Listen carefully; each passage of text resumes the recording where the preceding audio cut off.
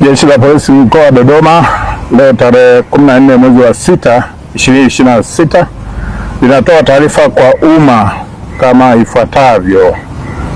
Jeshi la Polisi mkoa wa Dodoma linamshikilia Philbert Philemon, umri wake ni miaka 23.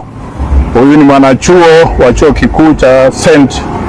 John's aliyehusika katika tukio la kuchoma chumba moto na kusababisha vifo vya watu wawili ambao ni Rebecca James na Felista Peter huko mtaa wa Kikuyu Dodoma mjini tarehe 7 mwezi wa 6 mwaka huu 2026 majira ya saa 8 za usiku.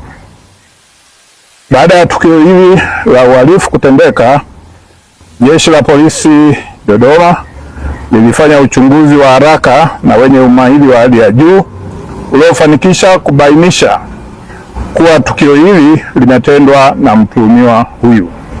Hivyo mnamo tarehe 13 mwezi wa 6 2026 majira ya jioni ndipo alipokamatwa huko stendi ya mabasi ya Magufuli Dar es Salaam akiwa katika harakati za kukimbia mkono wa sheria.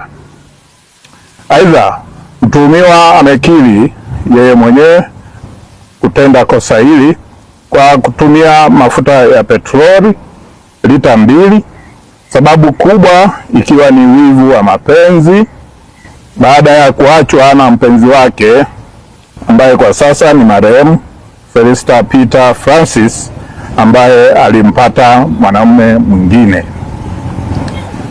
Jeshi la Polisi mkoa wa Dodoma linatoa wito na kuwaasa wananchi na wanavyuo wa elimu ya juu kuacha kujiingiza kwenye vitendo vya kihalifu kama ilivyo katika tukio hili, na wasihi wanavyuo kuendelea na masomo yao ipasavyo huku wakizingatia sheria za vyuo na za nchi katika kujiepusha na vitendo visivyozingatia maadili mema ya Mtanzania, matumizi ya madawa ya kulevya, matumizi ya mitandao ya kijamii katika kupanga na kushiriki uhalifu.